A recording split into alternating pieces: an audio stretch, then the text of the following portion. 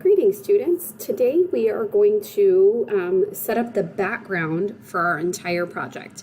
Now we want to use a dark paper. I know it's hard to tell because I have black paper down over my desk, but I have a separate, smaller piece of black paper. You could use blue, violet, any color that you have. You just want it to be a darker color so it gives the feeling or the mood of night. So it is going to be this paper right here that we're setting up. And let me switch to my full screen for my demo area. So I want to talk to you about the supplies really quick. Number one, you have got to have permission from your grown-up before doing this in your house. Please make sure it's okay to splatter paint and make sure it's okay to use any supplies that I might suggest before you use them. That being said, what you will need for this part of the project is something to cover your workspace with. Actually, if you have a cardboard box that is going to be recycled, you could put your paper down inside that cardboard box and that will contain all the paint.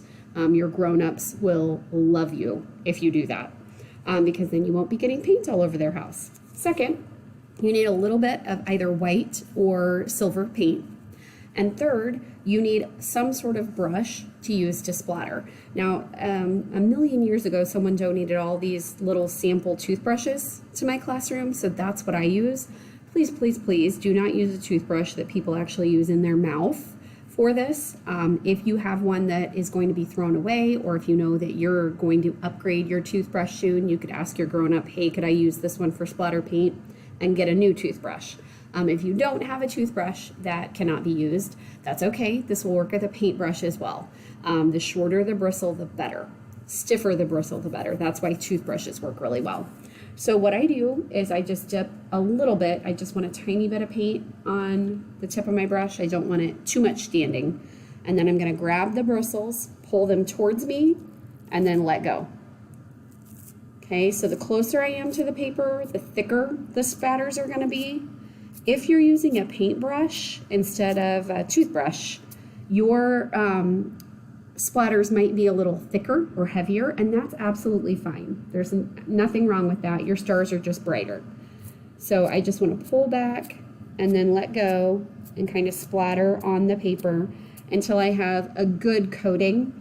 Now, if you remember what the finished project is going to look like, the majority of our stars are going to be seen around the exterior of our paper. So most of my splatters are right down the center. So now I'm just going to kind of go back and just make sure that I have a good amount of splatter around the edges. There we go. Because that's where I'm going to be seeing nearly all of my stars. Everything in the middle of my paper is going to be covered by my architectural design. So, and you will notice I made a giant mess of my workspace, so that's why it's super important to have something down in your workspace or to be working inside that cardboard box. So once I have this part done, I'm just going to leave this to dry. If I'm working on paper, I could just pick that whole background piece of paper up and move it to the side. I need to move it out of the way to dry. If I'm working in a box, I can just set the box to the side. Just make sure it's up in a high place if you have a cat, because cats love boxes and you don't want your cat jumping on your wet painting. This will just set to the side until you are ready for the very last step, which will be cutting and gluing your architectural design on top of your background. Again, please make sure you ask for permission before doing this and ask for permission before using any of the supplies that I suggested. Happy creating!